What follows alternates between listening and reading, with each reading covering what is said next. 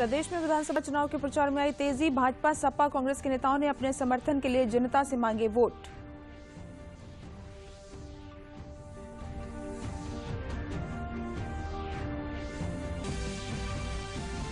Bharatiya Janata party ने 5वें और 6ठे चरण के चुनाव के लिए 91 प्रत्याशियों की नई सूची की जारी। बसपा और सपा ने भी जारी की अपने उम्मीदवारों की सूची।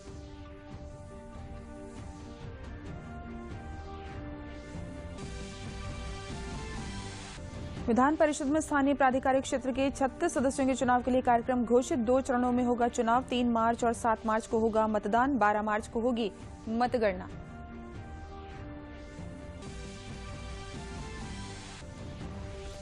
कोरोना संक्रमण के चलते शासन ने प्रदेश के सभी स्कूल कॉलेजों को 6 फरवरी तक बंद रखने के दिए निर्देश। ऑनलाइन क्लास रहेगी जारी।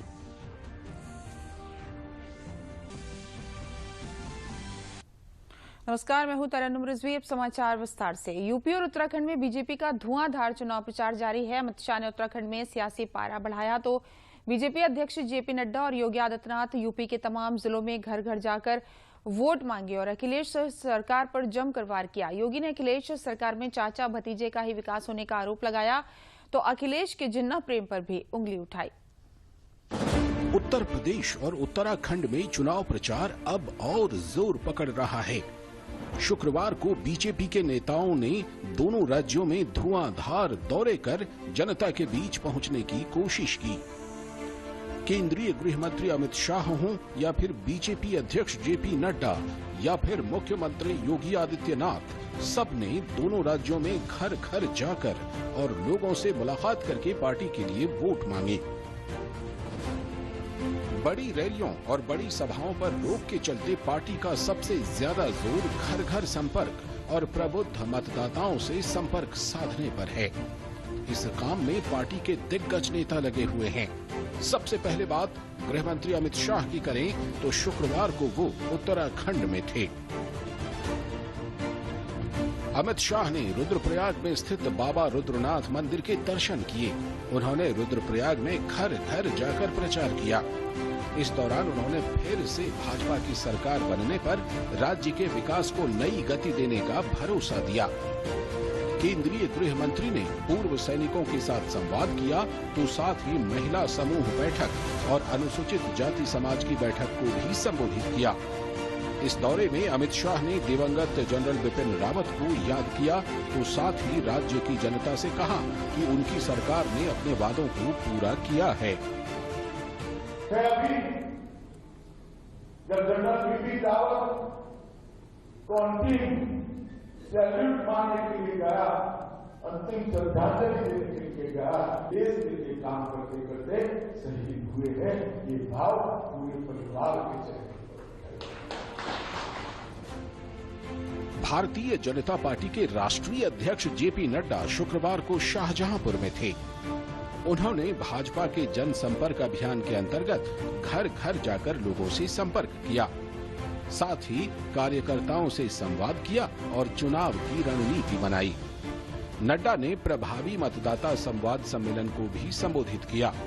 नड्डा ने योगी सरकार के काम की तारीफ की तो साथ ही सपा पर हमला बोला और कहा कि आज माफिया या तो राज्य छोड़ रहे हैं या सरेंडर कर जेल जा रहे हैं। 19 शुगर मिलें जो थी वो बंद हो गई।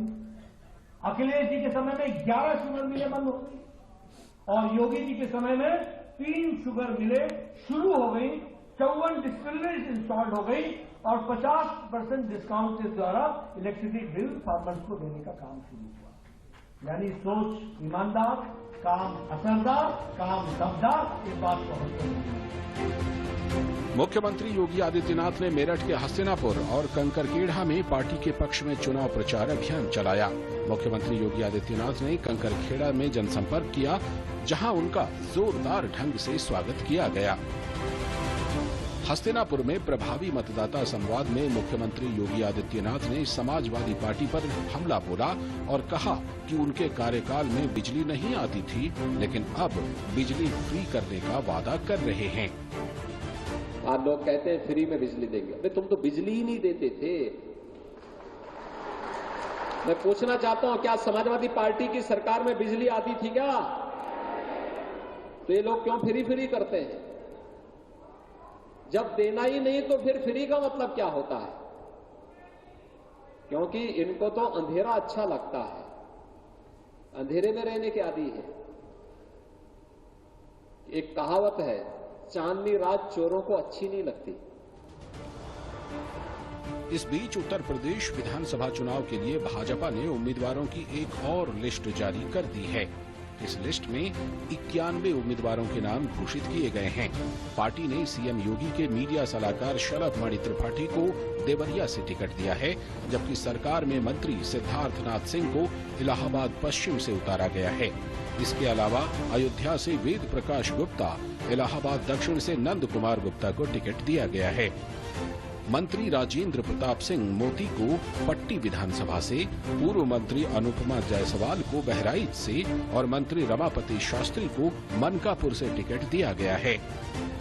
पार्टी की ओर से पहले ही 206 उम्मीदवारों के नामों की घोषणा हो चुकी है। पश्चिमी उत्तर प्रदेश में नेताओं के प्रचार ने बढ़ाया चुनावी पारा। जयंत चौधरी को बीजेपी की न्योते के बाद अखिलेश पहुंचे मुजफ्फरनगर। अपने किसान भाई जयंत के साथ मुजफ्फरनगर पहुंचने के पहले ही अखिलेश यादव ने ट्वीट पर ही चुनाव प्रचार की शुरुआत कर दी थी। उधर आंतरिक कलह से जूझ रही कांग्रेस की मुश्किलें बढ़ गई हैं। सिद्धू की बहन ने क्या क्या कहा है, आइए देखते हैं इस रिपोर्ट में। चुनावी राज्यों में चढ़ते सियासी पारे के बीच कांग्रेस की मुश्किलें कम होती नहीं दिख रही हैं। राज्य में आंतरिक कलह से जूझ रही कांग्रेस के लिए शुक्रवार को एक और नया संकट खड़ा हो गया, जब प्रदेश इकाई के अध्यक्ष नवजोत सिंह सिद्धू की सगी बहन सुमन जोत ने उन पर गंभीर आरोप लगाए। उन्होंने नवजोत सिंह सिद्धू पर अपनी मां और बहनों को संपत्ति के लिए घर से बेघर करने और झूठ बोलने का आरोप लगाया है। 1980 से मेरे फादर की डेथ हुई 1986 ਵਿੱਚ ਤੇ ਇਹਨੇ ਮੇਰੀ ਮਦਰ ਨੂੰ ਉਸ ਤੋਂ ਬਾਅਦ ਭੋਗ ਤੋਂ ਬਾਅਦ ਇਹਨੇ ਕਲੀਅਰ ਕਰਦਾ ਵੀ ਤੇਰੇ ਇੱਥੇ ਕੱਖ ਨਹੀਂ ਹੈ। ਸਤੰਬਰ 1989 ਵਿੱਚ ਉਹ ਪੇਸ਼ੀ ਤੋਂ ਆ ਰਹੀ ਸੀ। ਉਹਦੀ ਦਿੱਲੀ ਰੇਲਵੇ ਸਟੇਸ਼ਨ ਤੇ एक लवारस औरत की तरह मौत होगी, जिन्हें कोई उदा घर वाला बच्चा नहीं थी। इस बीच कांग्रेस पार्टी सिद्धू पर लगे इस आरोप पर सफाई देने से बच रही है और इसे भाई बहन का मामला बता रही है, लेकिन विपक्ष को कांग्रेस पर हमले का मौका मिल गया। जब मैंने वो वीडियो देखी, मेरा तो अपने आप एक रोना इस बात पे निकल गया कि देखो, एक बहन जिसने उसको माँ जैसा प्यार दिया और एक माता जिसने उनको जन्म दिया, अगर ये अपनी बहन और माता के नहीं हो सके तो किसी और के कैसे हो सकते। राज्यों में चुनावी आरोप प्रत्यारोप के बीच पंजाब में अब विक्रम सिंह मजीठिया और नवजोत सिंह सिद्धू चुनावी जंग में आमने सामने खड़े हो गए हैं। शिरोमणि अकाली दल के नेता और अमृतसर पूर्व से उम्मीदवार विक्रम सिंह मजीठिया ने आज अपना नामांकन दाखिल किया। अमृतसर पूर्व सीट से नवजोत सिंह सिद्धू भी ताल ठोक रहे हैं। पंजाब के मुख्यमंत्री चरणजीत सिंह चन्नी के भाई डॉक्टर मनोहर सिंह ने बस्सी पठाना से निर्दलीय उम्मीदवार के रूप में नामांकन दाखिल किया है। वहीं दिल्ली के मुख्यमंत्री और आम आदमी पार्टी के संयोजक अरविंद केजरीवाल पंजाब के दौरे पर हैं। उन्होंने शुक्रवार को फिल्लौर में जनसभा को संबोधित किया और मुख्यमंत्री चरणजीत सिंह चन्नी और बादल परिवार पर जमकर निशाना साधा। बात यूपी की करें तो वहां भी बीजेपी और समाजवादी पार्टी में चुनावी तकरार जारी है। शुक्रवार को आरएलडी प्रमुख जयंत चौधरी के साथ साझा प्रेस कॉन्फ्रेंस में अखिलेश ने बीजेपी पर वार किया तो बीजेपी ने अखिलेश के जिन्ना प्रेम पर सवाल उठाए। समाजवादी पार्टी ने बिजली के क्षेत्र में कहा है कि 300 यूनिट मुफ्त होगी, सिंचाई माफ होगी, एमएसपी की खरीद के लिए जो इंतजाम करने पड़ेंगे सरकारी तौर पर किए जाएंगे। जो लोग भय फैलाने का कार्य करते, हमारी बहनों और माताओं को प्रताड़ित करने का कार्य करते हैं, जो दंगे कराते हैं, उनको संरक्षण देने का काम कोई कर रहा है तो समाजवादी पार्टी का। और मैं बिल्कुल स्पष्ट एक बात कह दूं, ये चुनाव है किसानों की अस्मिता का। हम गन्ना की बात करेंगे, वो जिन्ना की बात करेंगे। दूसरी ओर राज्य में कांग्रेस की मुश्किलें कम होने का नाम नहीं ले रही। लड़की हूं लड़ सकती हूं की पोस्टर गर्ल प्रियंका के पार्टी छोड़ने के बाद कई महिला नेता और पार्टी की महिला प्रत्याशी तक पार्टी को छोड़ रही हैं। बदायूं के शेखोपुरा से पार्टी उम्मीदवार फरहा ने कांग्रेस जिलाध्यक्ष पर उत्पीड़न, अश्लील टिप्पणी का आरोप लगाते हुए चुनाव लड़ने से इनकार कर दिया है। यही नहीं, उन्होंने पार्टी छोड़ने का ऐलान भी किया है। महिलाएं बदायूं के संगठन में सुरक्षित नहीं हैं। जिस तरीके से मैंने टिकट की दावेदारी करी और मैंने लड़ाई करी, ओंकार सिंह ने उसको रोकने के लिए मेरे चरित्र पर लेकर कीचड़ उछाली, महिलाओं के चरित्र पर कीचड़ उछाली है। इस बीच भाजपा नेता मुख्तार अब्बास नकवी ने कांग्रेस पर सीधा हमला बोला। उन्होंने कहा कि उत्तर प्रदेश में कांग्रेस में टिकट वापसी अभियान चल रहा है। अभी एक उत्तर प्रदेश में एक लीडर हैं कांग्रेस पार्टी की, वो कहती हैं मैं लड़की हूं, मैं लड़ सकती हूं, वो लड़की हूं, मैं लड़ सकती हूं, वो अपनी ही पार्टी की लड़कियों से, अपनी पार्टी की महिलाओं से भिड़ रही हैं। रोज हम देख रहे हैं कि रोज टिकट वापसी अभियान चल रहा है। यूपी चुनावों के लिए पार्टी उम्मीदवारों के ऐलान का सिलसिला जारी है। समाजवादी पार्टी की तरफ से 8 उम्मीदवारों के नामों की लिस्ट जारी की गई है, तो बीएसपी ने 53 प्रत्याशियों के नामों की घोषणा की है। उत्तराखंड में नामांकन का शुक्रवार को आखिरी दिन था। कांग्रेस नेता हरीश रावत ने लालकुआं विधानसभा क्षेत्र से अपना नामांकन दाखिल किया। कुल मिलाकर चुनावी राज्यों में प्रचार और आरोप प्रत्यारोप जारी हैं, लेकिन फैसला जनता को करना है, जो 10 मार्च को सामने आएगा।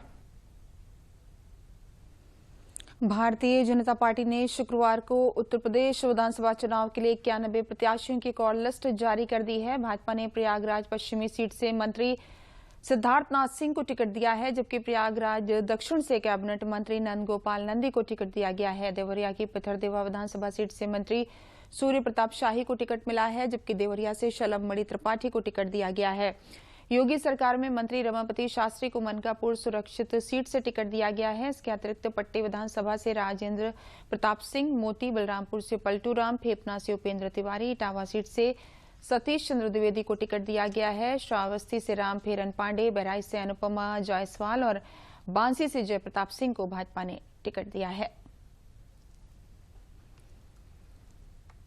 यूपी विधानसभा चुनाव के लिए बहुजन समाज पार्टी ने शुक्रवार को प्रत्याशियों की एक और सूची जारी की है। सूची में 53 प्रत्याशियों के नामों की घोषणा की गई है। इसके साथ ही बसपा ने चौथे चरण की ज्यादातर सीटों पर उम्मीदवारों की लिस्ट फाइनल कर दी है। इससे पहले पार्टी ने गुरुवार को 59 नए टिकट घोषित किए थे, जिसमें 2 पुराने प्रत्याशियों को बदलकर 2 नए उम्मीदवारों को मैदान में उतारा है। आज जिन उम्मीदवारों को टिकट दिया गया है, पीलीभीत की बिसलपुर से अवनीश खान उर्फ फूल बाबू, पलिया से जाकिर हुसैन, गोला गोकर्णनाथ से शिखा वर्मा, निघासन से मनमोहन मौर्य, धौरहरा से आनंद मोहन त्रिवेदी, मिश्रिक सुरक्षित से श्याम किशोर, लखनऊ की मलियाबाद सुरक्षित से जगदीश रावत, बख्शी का तालाब से सलाउद्दीन सिद्दीकी, लखनऊ कैंट से अनिल पांडे, लखनऊ पूर्वी से आशीष कुमार सिन्हा, लखनऊ मध्य से आशीष चंद्रा श्रीवास्तव को टिकट दिया गया है। समाजवादी पार्टी ने भी कल अपने 8 नए प्रत्याशियों की सूची जारी कर दी है। पार्टी द्वारा जारी सूची में बदायूं सीट से रईस अहमद, सीतापुर की सिधौली सुरक्षित सीट से हरगोविंद भार्गव, लखनऊ मलिहाबाद सुरक्षित सीट से सुशीला सरोज, मोहनलालगंज सुरक्षित सीट पर अमरीश पुष्कर, इनके अलावा कानपुर देहात की सिकंदरा सीट से प्रभाकर पांडे, कानपुर कैंट से मोहम्मद हसन रूमी और बांदा सीट से मंजुला सिंह को प्रत्याशी बनाया है। वहीं कासगंज की पटियाली सीट पर नादरा सुल्तान को समाजवादी पार्टी ने टिकट दिया है। विधानसभा चुनाव के लिए सुहेलदेव भारतीय समाज पार्टी ने प्रत्याशियों की दूसरी लिस्ट जारी की है। दूसरी लिस्ट में 3 नाम शामिल हैं, जिसमें हरदोई की संडील विधानसभा सीट से सुनील अर्कवंशी, सीतापुर की मिश्रिक विधानसभा सीट से मनोज कुमार राजवंशी, बहराइच की बलहा सीट से ललिता हरेंद्र को प्रत्याशी घोषित किया गया है। शाहजहांपुर में भाजपा के राष्ट्रीय अध्यक्ष जेपी नड्डा ने शहर सीट के लिए लगातार 8 बार जीत चुके भाजपा नेता सुरेश कुमार खन्ना के पक्ष में डोर टू डोर जन संपर्क कर जनता से वोट मांगे। इससे पहले उन्होंने भाजपा कार्यालय पर कार्यकर्ताओं की सांगठनिक बैठक की। बाद में जेपी नड्डा ने गांधी भवन में प्रभावी मतदाता संवाद में सरकार द्वारा किए विकास कार्यों की याद दिलाते हुए आगे की जीत की रणनीति के लिए जोश भरा। उन्होंने कहा कि आज चुनाव के दौरान सबसे पहले हमें इस कोरोना काल में कोरोना गाइडलाइन का पालन करना अति आवश्यक है।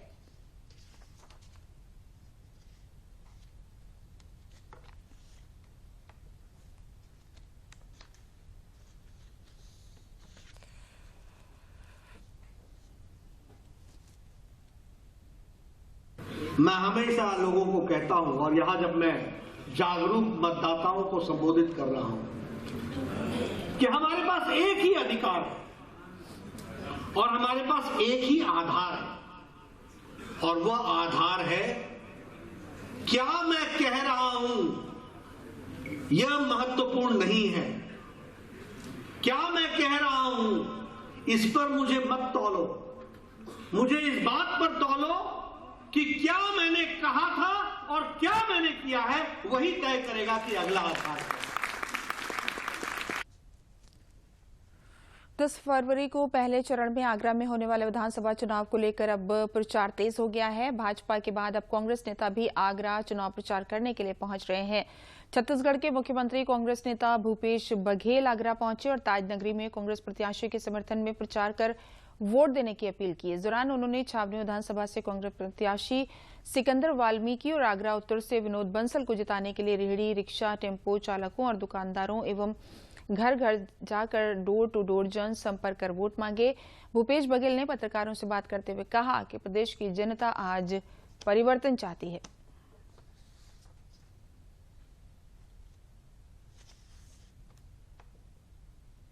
आज मैं Agra door to door campaign किया, वहां से शुरुआत मैंने की। युवाओं से भी मैं चर्चा करूंगा। आज जो आम लोगों से मैंने बात की, चाहे वो रेहड़ी वाले हों, चाहे दुकानदार हों, चाहे वो पान ठेले वाले हों, चाहे नौजवान हों, महिलाएं हैं, चाहे बेरोजगार हैं, सब युवा हैं, सबसे मैंने बात की। और एक बात स्पष्ट है, लोग परिवर्तन चाहते हैं, क्योंकि जाति धर्म के आधार पे वोट देके देख लिया, उनकी समस्याओं को कोई निदान नहीं है। और यदि आज स्थिति ये है, कोई पार्टी आम जनता के मुद्दों को एड्रेस नहीं कर रही है। ऐसे में कांग्रेस पार्टी है जो किसानों को दाम भी देना चाहती है, बेरोजगारों को काम देना चाहती है और महिलाओं को सम्मान देना चाहती है। मुख्यमंत्री योगी आदित्यनाथ ने हापुड़ के गढ़मुक्तेश्वर विधानसभा क्षेत्र स्थित भत्सियाना गांव में चुनावी दौरा किया। मुख्यमंत्री ने गढ़मुक्तेश्वर विधानसभा क्षेत्र से भाजपा प्रत्याशी हरेंद्र सिंह तेवतिया को भारी मतों से जिताने की जनता से अपील की। उन्होंने अपने संबोधन में कहा कि भारतीय जनता पार्टी कोई पारिवारिक पार्टी नहीं है, चाचा भतीजे की पार्टी नहीं है, भैया बहनों की पार्टी नहीं है। यहाँ पर विकास का मतलब अपने परिवार का विकास नहीं है, अपने रिश्तेदारों का विकास नहीं है, अपितु समस्त भारतवासियों के विकास को लेकर चलने वाली एकमात्र पार्टी भारतीय जनता पार्टी है।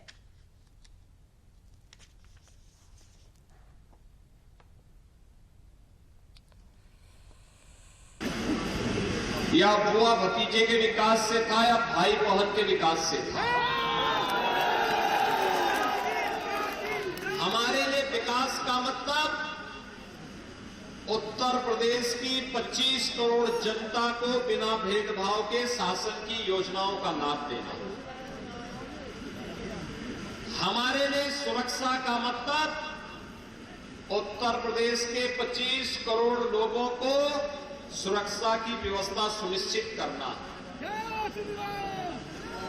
हमारे लिए आस्था का सम्मान का मतलब उत्तर प्रदेश के 25 करोड़ लोगों की आस्था का सम्मान करना। जिन लोगों ने उस समय गौरव और सचिन की हत्या की थी, आज फिर गुमराह करके ये लोग फिर से उसी दंगे की आग में झोंकने की साजिश का हिस्सा बनाना चाहते हैं। केराना में फिर से पलायन कराना चाहते हैं, क्योंकि अब उत्तर प्रदेश में पलायन नहीं होता है, अब तो प्रगति होती है, प्रगति। भाजपा के वरिष्ठ नेता डॉक्टर दिनेश शर्मा ने शुक्रवार को अलीगढ़ के अतरौली विधानसभा में आयोजित प्रभावी मतदाता सम्मेलन को संबोधित किया। उन्होंने कहा कि भाजपा 10 मार्च को 300 से अधिक सीटें जीतकर पूर्ण बहुमत की सरकार बनाएगी और जारी विकास के कार्यों को आगे बढ़ाएगी। भाजपा की सरकार विकासवाद और राष्ट्रवाद में विश्वास करती है। उप मुख्यमंत्री ने अतरौली विधानसभा के गांव गनियावली में डोर टू डोर जन संपर्क कर भाजपा के पक्ष में मतदान करने को कहा।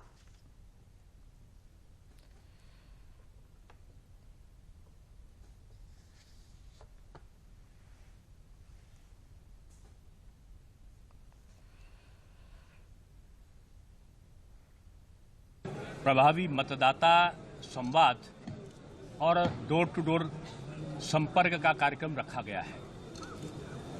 मुझे कई जिलों में पश्चिमी उत्तर प्रदेश के जाने का भी अवसर मिला है और मैं कह सकता हूं कि एक बयार, एक हवा इतनी तेजी से चल रही है भारतीय जनता पार्टी के पक्ष में कि मुझे पिछले 2017 और 2019 के चुनाव में भी लगातार प्रवास करने का अवसर मिला था, लेकिन इस चुनाव की विशेषता ये है कि लोग पलक पावड़े बिछाए हुए घर की जो बुजुर्ग महिलाएं हैं, माताएं और बहनें और नौजवान हैं, जिस प्रकार से निकल रहे हैं, मैं समझता हूं अभूतपूर्व है।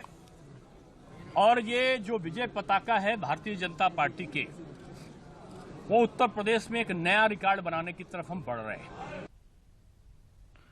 भाजपा नेता और केंद्रीय शिक्षा राज्य मंत्री अन्नपूर्णा देवी ललितपुर पहुंची। उन्होंने चुनावी जनसंपर्क अभियान के तहत कार्यकर्ताओं का मनोबल बढ़ाया। अन्नपूर्णा देवी ने कहा कि भारतीय जनता पार्टी के कार्यकर्ता कमर कस चुके हैं। ललितपुर की दोनों सीटें फिर से भाजपा जीतेगी।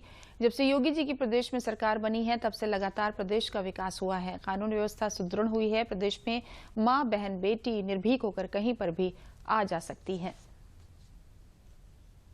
मुंगेरी लाल के हसीन सपने बहुत लोग देख रहे हैं, उनको देखने दीजिए। 10 तारीख को उनको भी पता चलेगा। जब उत्तर प्रदेश में सपा का शासन था, जब किसी को भी नेतृत्व का अवसर मिला, उस समय उन्होंने अपने परिवार को छोड़ के और कहीं ध्यान उनका नहीं रहा। परिवार ही उनकी प्राथमिकता थी, राज्य प्राथमिकता नहीं थी। तो राज्य की जनता इस चीज को महसूस करती है, इसलिए कुछ दिन जब तक रिजल्ट नहीं आ जाते हैं, तब तक वो सपने देखे, उनको सपना देखने का अधिकार है।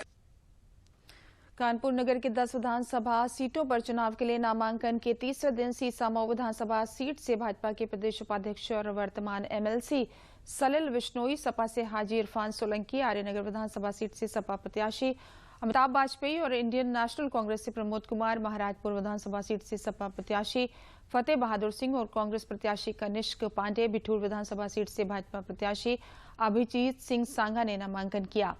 कानपुर नगर विधानसभा सीट बिल्हौर, बिठूर, कल्याणपुर, गोविंदनगर, सीसामऊ, आर्यनगर, किदवई नगर, कानपुर कैंट, महाराजपुर, घाटमपुर सहित कुल 10 सीटों के लिए विधानसभा चुनाव के तीसरे चरण में मतदान होना है।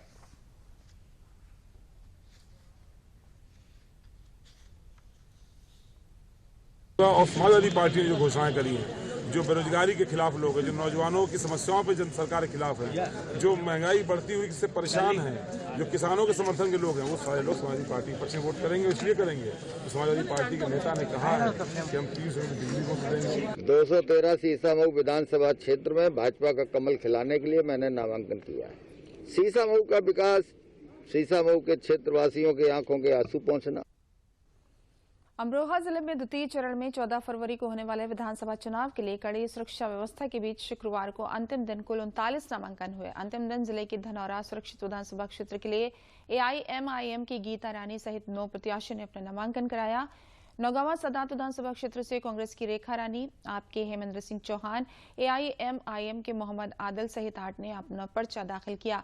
अमरोहा विधानसभा से आजाद समाज पार्टी के शिव कुमार सहित 9 प्रत्याशियों ने अपना पर्चा दाखिल किया। जिले में 4 विधानसभा क्षेत्रों के लिए कुल 70 नामांकन हुए। इनमें धनौरा विधानसभा के लिए 17, नौगांवा सदात विधानसभा के लिए 16, अमरोहा विधानसभा के लिए 19 और हसनपुर विधानसभा के लिए कुल 18 नामांकन हुए हैं।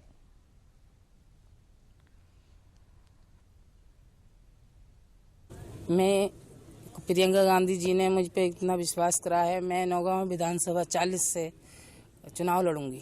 लड़की हूँ, लड़ सकती हूँ, लड़ूंगी, जीतूंगी। क्षेत्र की जनता का विकास के लिए प्रारूप दूंगी उन्हें कि मैं विकास कराऊंगी और अपना जो पार्टी का मनोबल है उसको बढ़ाने की कोशिश करूंगी। जो इस क्षेत्र में नाम कम है अपनी ओबीसी पार्टी का, उसको बढ़ाऊंगी और जीत दिलाने की कोशिश पूरी करूंगी। संविधान की लड़ाई लड़ने, जो ये लोकतंत्र की हत्या यहाँ पर हो रही है, जो ये सत्ताधारी बाहुबली जो ये नेता बने हुए हैं, विधायक बने हुए हैं। एक गरीब का बेटा मैं हूँ, मेरे पिताजी किसान हैं और मैं एक गरीब का बेटा हूँ। मेरे पास कोई संपत्ति नहीं, मैं कोई फॉर्च्यूनर से नहीं आया हूँ, मैं एक मोटरसाइकिल से यहाँ पर आया हूँ। मैं ये बताने के लिए आया हूँ कि ये संविधान की लड़ाई है और यहाँ पर जो है अमीरी गरीबी का चुनाव नहीं है। लोगों को हक है, वोटर्स को हक है अपना प्रतिनिधि चुनने का।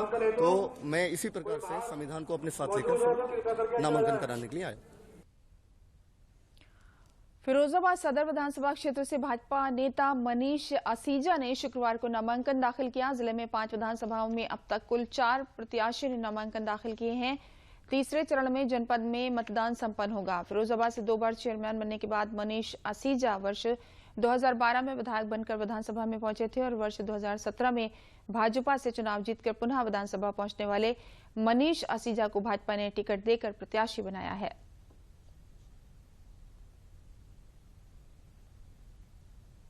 एक जनप्रतिनिधि के रूप में जो जनता मुझे चुनेगी अपने ही पैसे से अपने ही काम कराने के लिए, मुझे अगर अपना प्रतिनिधि चुनती है तो मेरा कर्तव्य धर्म है, ये मेरी ड्यूटी है, ऑल टाइम ड्यूटी है कि मैं उनके साथ सही संवाद रखूं, सही समय पर उपलब्ध हूं और उनके कार्यों को, उनकी अपेक्षाओं पे खरा उतरने के लिए हमेशा उपलब्ध भी रहूं।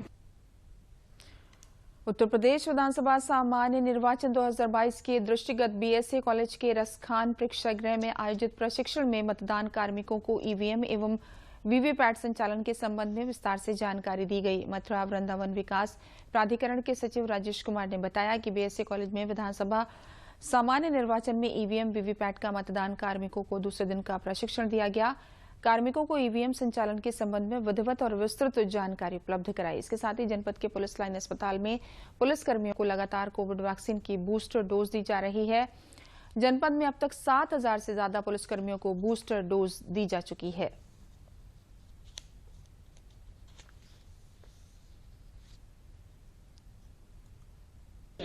जनपद मथुरा में भी हमारा लगातार वैक्सीनेशन का कार्य चल रहा है, जिसमें कि हम बूस्टर डोज 15 से 18 वर्ष वाले, 18 से अबव वाले और 45 प्लस सभी को लगा रहे हैं। विधान परिषद में स्थानीय प्राधिकारी क्षेत्र के 36 सदस्यों के चुनाव के लिए कार्यक्रम घोषित कर दिया गया। ये चुनाव 2 चरणों में होगा। पहले चरण में 29 क्षेत्रों के 30 सीटों के लिए अधिसूचना 4 फरवरी को जारी होगी।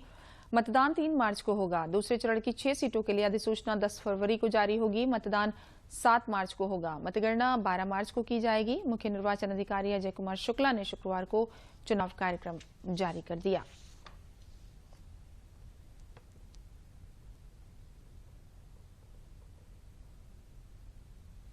सुप्रीम कोर्ट ने पदोन्नति में आरक्षण के मामले में कहा कि नागराज मामले में दिया गया फैसला राज्यों के लिए बाध्यकारी है। एससी/एसटी वर्ग को पदोन्नति में आरक्षण के लिए राज्यों को प्रतिनिधित्व के आंकड़े जुटाना जरूरी है। बिना प्रतिनिधित्व के आंकड़े जुटाए ये सारी प्रक्रिया अर्थहीन होगी। सुप्रीम कोर्ट ने कहा कि प्रमोशन में आरक्षण से पहले उच्च पदों पर प्रतिनिधित्व के आंकड़े जुटाना जरूरी है। प्रतिनिधित्व का ये एक तय अवधि में मूल्यांकन किया जाना चाहिए। ये अवधि क्या होगी, इसे केंद्र सरकार तय करे। कोर्ट ने 24 फरवरी को मामले को दोबारा सुनवाई के लिए सूचित किया है। प्रदेश में कोरोना का संक्रमण लगातार बढ़ रहा है, जिसके चलते गृह विभाग ने स्कूल कॉलेज को 6 फरवरी तक बंद करने का आदेश दिया है। अपर मुख्य सचिव अवनीश अवस्थी की ओर से जारी आदेश के मुताबिक प्रदेश के सभी स्कूल कॉलेज 6 फरवरी तक बंद रहेंगे। हालांकि इस दौरान ऑनलाइन कक्षाएं चलेंगी। इससे पहले सरकार ने 30 जनवरी तक शिक्षण संस्थानों को बंद करने का आदेश दिया था। और अब मौसम, पहाड़ों पर हो रही बर्फबारी के कारण पूरे उत्तर भारत में शीतलहर का प्रकोप है। उत्तर प्रदेश समेत उत्तर भारत के कई इलाकों में ठंड के साथ शीतलहर और कोहरे का प्रकोप देखने को मिल रहा है। ठंड और कोहरे की दोहरी मार से लोगों को परेशानियां बढ़ गई हैं। मौसम विभाग ने कड़ाके की ठंड को देखते हुए येलो अलर्ट जारी किया है। मौसम विभाग के पूर्वानुमान के मुताबिक यूपी में अगले 4 दिनों तक ठंड से राहत की कोई उम्मीद नहीं है। राज्य में 31 जनवरी 2022 तक कड़ाके की ठंड पड़ने की संभावना है। लखनऊ, कानपुर, प्रयागराज, वाराणसी, आगरा, मेरठ और पश्चिमी जिलों में कोहरे और शीतलहर का प्रकोप जारी रहेगा। अंत में प्रमुख समाचार एक बार फिर।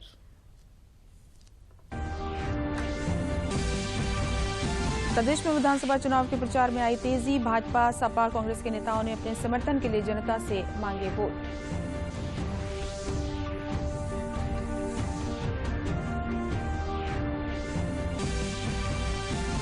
भारतीय जनता पार्टी ने 5वें और 6ठे चरण के चुनाव के लिए 91 प्रत्याशियों की नई सूची की जारी। बसपा और सपा ने भी जारी की अपने उम्मीदवारों की सूची।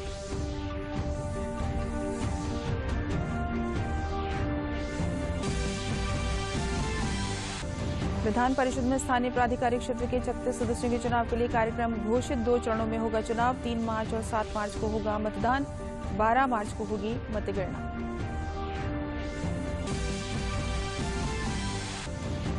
और कोरोना संक्रमण के चलते शासन ने प्रदेश के सभी स्कूल कॉलेजों को 6 फरवरी तक बंद रखने के दिए निर्देश। ऑनलाइन क्लास रहेगी जारी।